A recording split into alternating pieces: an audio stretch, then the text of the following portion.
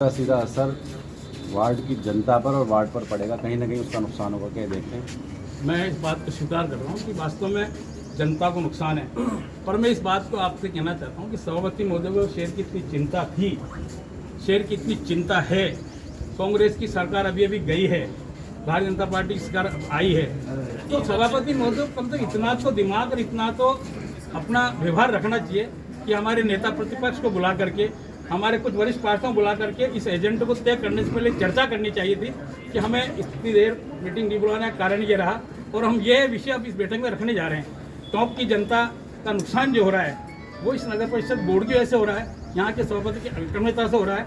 आज शहर में आप सब पत्रकार हैं, शहर में मेरे साथ चले आप, मेरे ख्याल से इनका कोई इंस्पेक्टर, इनका कोई कमिश्नर, कोई जाकर देखने वाला नहीं है। बरसात आप कल से चालू हो गई, अभी तक नालों की सफाई नहीं हुई। ये धन्ना तालाब की विकास की बात कर रहे हैं, मैं कह रहा हूँ धन्ना तालाब का विकास तो करने जा रहे हैं, और उसकी पानी की निकासी व्यवस्था क्या किया आपने? आने वाले समय यदि बरसात अच्छी हो गई, भगवान नहीं करे, लोगों के घरों में पानी भरेगा। केवल विधायक हमारे वास्तव में प्रदेश के नेता हैं सचिन पायलट साहब, उनके दबाव में केवल उनको खुश करने के लिए अगर सभापति महोदय इस प्रकार का निर्णय कर रहे हैं तो चौक की जनता के लिए दुर्भाग्य है। यदि धन्ना तालाब का विकास करने की बात करें, अच्छी बात है, चतुर्भुज तालाब भी है, तेलों का तालाब भी है जो पहले से चल रहे हैं, आज तक उसके बारे में कोई चिंता नहीं है। पर केवल पायलट साहब के दबाव में, पायलट साहब को टेक्निकल जानकारी शायद है या नहीं है मैं कह सकता, पर यदि धन्ना तालाब को भर दिया गया तो निश्चित रूप से आने वाली बरसात में आसपास की जनता को उसका परिणाम भुगतना पड़ेगा। वॉकआउट किया है, 1 मिनट चल रहे हैं। देखिए, वॉकआउट करना पार्षदों का अधिकार है। दुर्भाग्य रहा कि यहाँ कांग्रेस का बोर्ड राज पिछले 4.5 साल से, मैं इस बात को सारे रूप से स्वीकार करता हूँ, कहीं न कहीं विपक्ष की भी भागीदारी कमजोर रही है।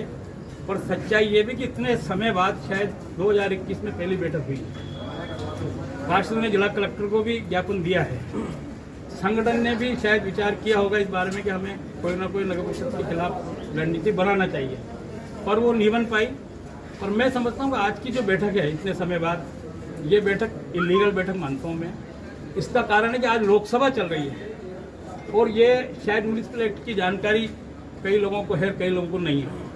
विधानसभा और लोकसभा जब चलती है उस समय बोर्ड की मीटिंगें नहीं हुआ करती, और यदि कोई इमरजेंसी हो, आपातकालीन स्थिति हो, तो उसमें परमिशन लेकर के बैठक की जाती है। मुझे लगता नहीं कि इन्होंने कोई परमिशन लेकर बैठक की है।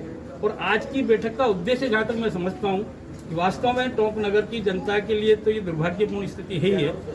पर जिस प्रकार का एजेंडा इन्होंने जारी किया है उस एजेंडे के अनुसार सभापति महोदय शायद टोंक की जनता की किसी गली में कोई आदमी कह नहीं सकता कि नगर परिषद के सभापति कौन है।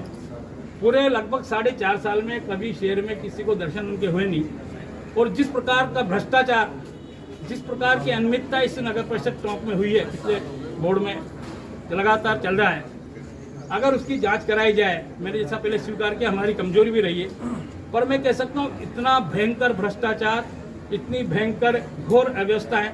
पिछली बार हमारा बीजेपी का बोर्ड था और इस बोर्ड में पूरे शहर में जिस प्रकार का विकास किया, ईमानदारी से विकास किया, पूरा शहर इस बात का गवाह है।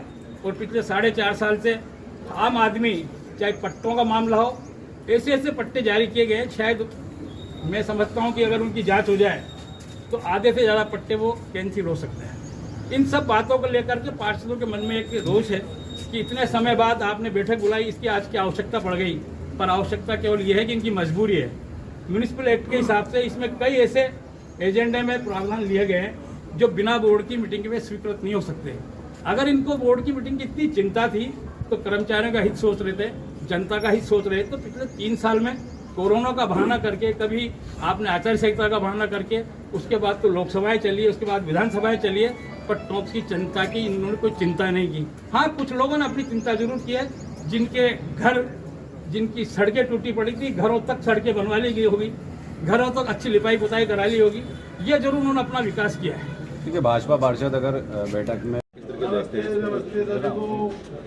देखो, मैं आपको बताना चाहूँ कि नगर परिषद जो है एक तरह से नगर का पालन करने वाली एक परिषद है, जहाँ जनता की आम समस्याएं चुनी जाती है, और जो पार्षद चुने जाते हैं अपने वार्ड से, वो अपने वार्ड की जो समस्याएं होती है, जनता की जो समस्या होती है, वो अपनी समस्याओं को रखते हैं।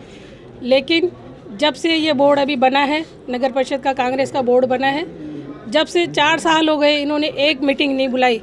आज इनको मीटिंग बुलाने की याद आई है। 4 साल ऐसी क्या बात हो गई थी जो इन्होंने बिल्कुल पार्षदों को और पूरे शहरवासियों को बिल्कुल नकार दिया, मनमानी करी, मनमानी से टेंडर करते रहे, ना आज तक कोई विकास हुआ। पूरा शहर जहाँ पे पिछले बोर्ड में दूधिया रोशनी से नहाया था, पूरा अंधेरे में डूब रहा है। जो पूरा शहर स्वच्छता की ओर जो आगे बढ़ा था, जो विकास का पहिया का रथ पिछले बोर्ड में जो घूमा था, उसको पूरा थमा दिया है, उसको कील ठोक दी है। और 4 साल में आज इनको मीटिंग बुलाने की याद आई है।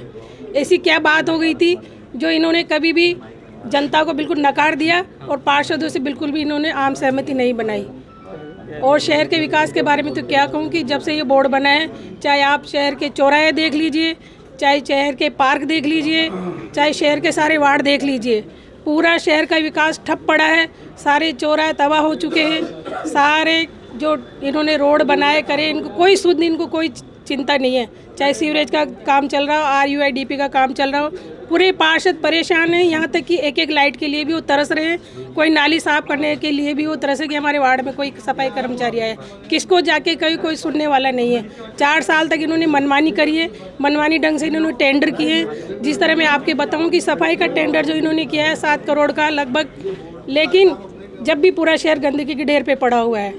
और जबकि पिछले बोर्ड में 125 कर्मचारी थे और हमने इनको भर्ती करके दिए और 7 करोड़ का टेंडर किया, उसके बाद भी शहर गंदा का गंदा पड़ा है।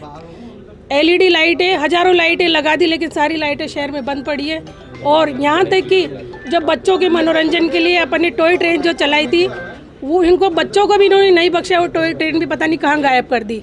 और माताओं बहनों के लिए जो निःशुल्क ई-रिक्शा वाहन चलाया था, उसको भी इन्होंने बंद कर रखा है। ऐसी कई योजनाएं जो जनता की लाभकारी योजनाएं थी, जनहित की योजनाएं थी, उसको इन्होंने बंद करके रख रखा है। और आज 4 साल में इनको मीटिंग बुलाने की याद आई है, जब बोर्ड का कार्यकाल खत्म होने जा रहा है। वॉकआउट किया है उसको लेकर आज? बिल्कुल, आज हम सारे पार्षद इस मीटिंग का बहिष्कार करते हैं। इन्होंने मनमानी ढंग से जो काम किए वो करते रहेंगे और कर लेंगे आगे भी। बिल्कुल कोई नहीं जा रहा है मीटिंग में, कोई नहीं जा रहा। BJP का पार्षद एक भी नहीं जा रहा। 5 साल से बिल्कुल आप साइलेंट रहे, बोले नहीं, विपक्ष में रहने के बाद भी क्या हुआ?